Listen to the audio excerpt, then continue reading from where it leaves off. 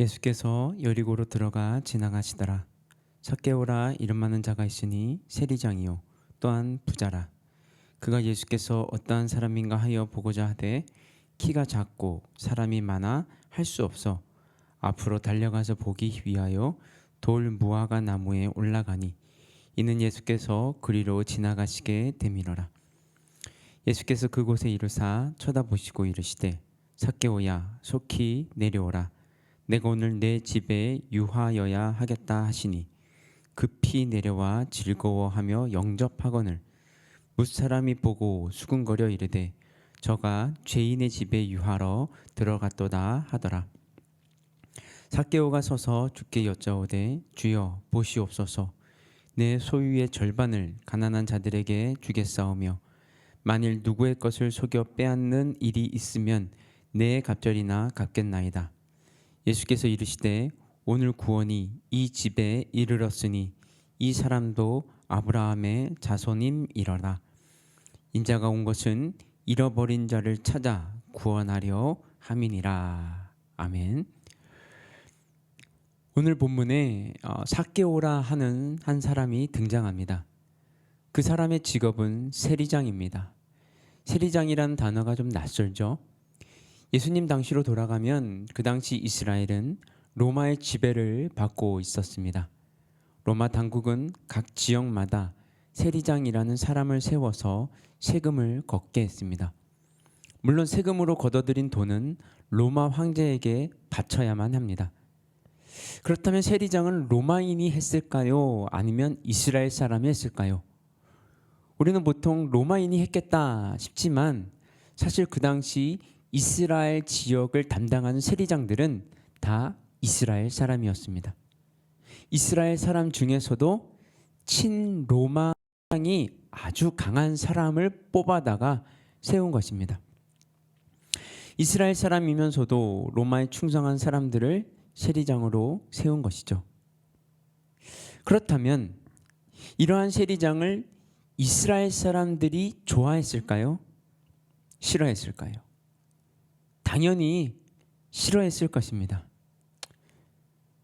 솔직히 싫어하는 정도가 아니라 증오했습니다. 왜냐하면 그들은 이스라엘 민족의 입장에서 보면 민족의 반역자고 배신자고 그러했기 때문입니다. 마치 우리가 친일파하면 정말 우리가 용서하지 못할 사람으로 취급하는 것처럼 그 당시 세리장은 친로마 사람으로서 민족을 배신했고 반역한 사람이다라는 낙인이 찍혀 있었던 것입니다. 그런데 그들은 왜 이스라엘을 배신하고 로마 편에 섰을까요? 다시 2절을 보세요. 세리장이요 또한 부자라. 부자가 되었기 때문입니다. 돈이 되는 일이었기 때문입니다. 돈이 되니까 민족의 배신자라는 소리를 들어도 반역자라는 소리를 들어도 사람들로부터 왕따를 당해도 손가락질을 당해도 상관하지 않았던 것입니다. 하지만 그 덕분에 이 세리장은 돈을 많이 벌 수 있었습니다. 게다가 로마의 권력자들로부터들과도 친분이 있었기 때문에 소위 돈 있고 힘 있는 사람이었기 때문에 그리고 로마 당국으로부터 또한 보호를 받고 있었기 때문에 사람들이 자기를 비난할지언정 무슨 해를 당하겠는가 그러면서 부족할 것 없는 그런 삶을 살았던 것입니다. 그런데 3절을 보니까 바로 그 삭개오가 부족할 것 없어 보이는 삭개오가 예수께서 어떠한 사람인가 하여 보고자 합니다. 예수님을 만나고 싶어 합니다. 그것도 위험을 무릅쓰고 말입니다. 잘 보십시오. 예수님께서 여리고로 들어오시자 많은 사람들이 몰려듭니다. 모두 다 이스라엘 사람들입니다. 이렇게 이스라엘 사람들이 많이 몰려드는 곳에 세리장인 삭개오가 민족의 반역자가 배신자가 나타나는 것은 굉장히 위험천만한 일입니다. 그렇겠죠? 아무리 로마 당국에서 그를 비호하고 있다 하더라도 이렇게 사람들이 많이 몰려 있는 곳에서는 누가 누구를 해하더라도 찾아내기가 쉽지 않습니다. 그 당시 뭐 CCTV가 있는 것도 아니고 말입니다. 그런데 그런 곳에, 이 위험천만한 곳에 삭개오가 나타납니다. 왜요? 예수님 만나려고. 그런데 그는 키가 작았습니다. 그래서 어떻게 합니까? 나무 위로 올라갑니다. 왜요? 만나려고. 삭개오는 지금 위험을 무릅썼습니다. 나무줄기를 붙잡고 높은 곳으로 올라가고 있습니다. 갖은 애를 써서 어떻게 해서라도 예수님을 뵙고자 합니다. 삭개오의 마음이 굉장히 간절해 보입니다. 왜 이렇게까지 하는 걸까요? 그런데 그 순간 기적과 같은 일이 벌어집니다. 예수님께서 삭개오를 알아보고 삭개오의 이름을 부르십니다. 삭개오의 이름을 부르면서 나무 위에서 내려오라고 말씀하십니다. 그리고 더 나아가 오늘 너의 집에서 머무르겠다라고까지 하십니다. 여러분, 지나가는 모습만 봐도 다행이다 싶었는데 이게 무슨 횡재입니까? 삭개오라는 그 이름을, 처음 보는 자신의 이름을 부르셨을 뿐만 아니라 자기 집에 가서 오늘 주무시겠다고까지 하는 것입니다. 먼저 우리는 삭개오가 왜 이렇게까지 예수를 만나고자 했을까라는 질문부터 할 필요가 있습니다. 2절에서 보았듯이 삭개오는 부자입니다. 그래서 겉으로 보기에는 정말 남 부끄럽지 않은, 부족한 것이 없는 그런 사람처럼 보이는데요. 근데 8절을 보시면요, 내 소유의 절반을 가난한 자들에게 주겠사오며 만일 누구의 것을 속여 빼앗는 일이 있으면 내 갑절이나 갚겠나이다. 여러분, 삭개오는 아마 부자가 되고 싶어서 세리장이 되었을 것입니다. 그리고 부자가 될 수 있다면 뭐 민족의 앞잡이든 뭐든 하겠다는 생각이었을 것입니다. 부자가 되고 싶어서 세리장이 되었고 친로마 사람이 되었고 민족의 원수가 된 사람이 이제는 어떻게 하겠다는 것입니까?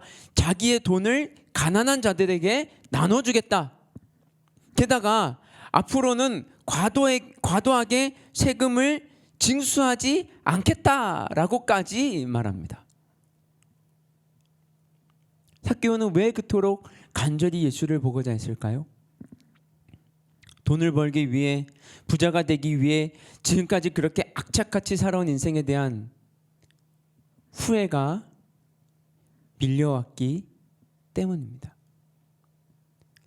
살아보니까 알겠거든. 돈 때문에 살아보니까 알게 된 것입니다. 이게 너무 허무한 거예요. 사람들한테 욕 먹어가며 세리장이 되었는데 그 모진 삶을 감수했는데 되어보니까, 누려보니까, 부자가 되어보니까, 살만해지니까 너무 허무해요. 이게 아무것도 아닌 거예요. 그러면서 자신의 주위를 둘러봅니다. 아무것도 없습니다. 자신의 얘기를 들어줄 사람도 없습니다. 자신의 괴로움을 나눌 사람도 없습니다. 어디 찾아가 조언을 구할 사람도 없습니다. 이건 너무 비참한 삶이 되어버렸어요. 그런데 어느 누구도 탓할 수가 없죠. 자신이 그렇게 세리장으로 배신자로 살았기 때문에 나타난 결과이기 때문입니다. 그런데 예수에 대한 소문이 들려옵니다. 창녀를 만나주시는 예수님, 이방인을 만나주신 예수님, 왠지 자신이 희망을 가질 만한 이야기가 들려옵니다. 예수라면 나를 만나주지 않을까? 예수라면 내 이야기를 들어주지 않을까? 예수라면 내 인생의 해답을 알려주지 않을까? 허무하고 무의미한 인생에 뭔가 탈출구를 만들 수 있지 않을까 하는 기대를 가지게 하는 소문이 들려옵니다. 그래서 삭개오는 온갖 위협과 어려움을 쓰고 예수를 만나고자 했던 것입니다. 근데 그 예수는 아니나 다를까 자신의 기대를 완전히 충족시키는 퍼포먼스를 보여줍니다. 처음 보는 자신의 이름을 부릅니다. 삭개오야 내려와라. 그것으로 끝나지 않습니다. 오늘 내가 너의 집에 머무르겠다. 이건 뭐 엄청난 일입니다. 왜냐하면 7절에 보면요, 사람들이 보고 수군거렸거든요. 무슨 말이냐면 예수가 세리장과 함께 한다면 예수에 대한 평판이 엄청 나빠질 것입니다. 사람들은 예수에 대해 이렇게 생각할 수 있어요. 결국 예수도 다른 종교 지도자들처럼 돈을 좋아하는구나.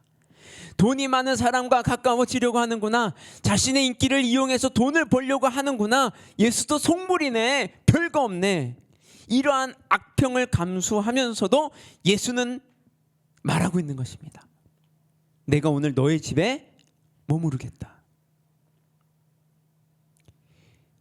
이 모든 상황을 잘 인식하고 있는 삭개오는 놀라지 않을 수 없습니다. 감사하지 않을 수 없습니다. 감격스럽지 않을 수 없습니다. 그래서 말합니다. 내 소유의 절반을 가난한 자들에게 나눠주겠습니다. 그리고 이후로도 과도한 세금을 사람들로부터 걷지 않겠습니다. 다행스럽게도 삭개오는 예수가 뭘 원하는지, 뭘 좋아하는지 잘 알고 있었던 것 같아요. 만약 삭개오가 자신의 재산의 반을 예수에게 바친다고 했다면 엄청 혼이 났을 것입니다. 네가 나를 지금 뭘로 보고 이런 짓을 하느냐며 역정을 냈을 것이냐며. 하지만 삭개오는 예수가 무엇을 원하는지 잘 알고 있었습니다. 다행스럽게도. 여러분, 삭개오는 부자가 되겠다는 일념하에 모든 것을 포기하고 세리장이 되었습니다. 주위 사람들이 자신에게 뭐라고 하든 개념치 않았습니다. 그냥 돈만 벌면 된다는 생각으로 미친 듯이 돈을 벌기 위해 살았습니다. 그렇게 살았습니다. 그런데 어찌된 영문인지 사는 것 같지 않습니다. 별로 살고 싶다는 생각도 들지 않습니다. 내가 지금까지 뭘 하고 있었지? 수많은 의문과 후회와 허무함이 자신을 괴롭게 합니다. 그때 예수의 소문이 들려옵니다. 그분은 죄인을 만나주신대, 외로운 사람들, 초라한 사람들을 만나주신대, 이방인을 만나주시고 창녀를 만나주신대, 그러면 나도 만나주시지 않을까? 사람들이 미워하고 증오하는 나, 배신자이고 반역자인 나도 만나주시지 않을까? 그래서 사람들이 몰려든 곳으로 향합니다. 예수님이 가던 길로 향합니다. 그곳에서 그가 사람들에게 맞아 죽어도 사람들은 거들떠 보지도 않을 것입니다.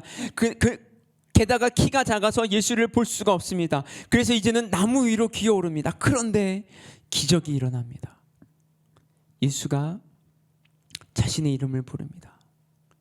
그리고 자신의 집으로 가겠다고 말씀하십니다. 내 얘기를 들어줄 사람이 생긴 것입니다. 잘못된 인생을 수정할 수 있는 기회가 생긴 것입니다. 그러자 그는 지금까지 가장 소중하게 여겼던 돈을 포기합니다. 앞으로도 돈을 위해, 돈 때문에 살지 않겠다고 말합니다. 그 모습을 본 예수는 말합니다. 오늘 구원이 이 집에 이르렀으니 이 사람도 아브라함의 자손이다. 여러분, 우리의 인생은 누구를 만느냐에 따라서 결정됩니다. 위대한 삶은 위대한 사람을 만날 때 시작됩니다. 이 세상에서 가장 위대한 분이 누구입니까? 예수 그리스도입니다. 바로 그분을 만날 때 나의 인생은 달라질 수 있습니다. 여러분은 지금 행복하십니까? 여러분은 지금의 삶에 만족하십니까? 뭔가 허전함이 항상 느껴지지 않습니다. 열심히 살고 있는데, 부지런히 공부하고 있는데, 앞도 뒤도 돌아보지 않고 앞으로만 마구마구 뛰어가고 있는데, 이상하게도 좀 다르게 살고 싶다는 자신에 대한 거룩한 불만이 생기지 않습니까? 그렇다면 예수를 만나야 합니다. 그래야 여러분의 삶이 달라집니다. 그래야 좀 의미 있고 가치 있고 위대한 삶을 선택하며 살아갈 수 있습니다. 어떤 어려움이 있더라도 말입니다. 저는 여러분의 삶 가운데 그리고 신앙생활 하면서 이 예수를 꼭 만나시기를 주님의 이름으로 축복합니다. 함께 기도하겠습니다. 사랑과 은혜가 풍성하신 하나님 아버지, 우리가 이 세상을 살아갈 때 앞뒤 돌아보지 아니하고 내가 목적하는 것, 내가 이루고 싶은 것만을 향해 달려갈 때가 너무도 많이 있습니다. 그러는 동안 정말 소중한 것들을 잃어버리고 놓치고 살아가게 됩니다. 그리고 어느 순간 눈을 떴을 때 내 주위에 아무도 없음을 발견하게 됩니다.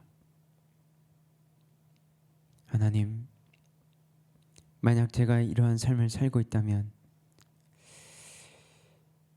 오늘 삭개오처럼 예수를 만나기 원하는, 예수를 찾을 줄 아는, 예수를 만남으로 내 인생을 다시 설계하고 다시 시작할 수 있는 기회를 얻을 수 있도록 주님 도와주시옵소서. 이 모든 말씀 예수 그리스도 이름으로 기도드렸습니다. 아멘. 예, 여러분 수고하셨습니다. 매 주마다 이렇게 유튜브로 매주에 설교가 올라갈 것입니다. 빠뜨리지 말고 또는 반복해서 여러분들이 계속해서 듣고 기도하는 자리로 나아갔으면 좋겠습니다. 여러분 또 만날 때까지 안녕.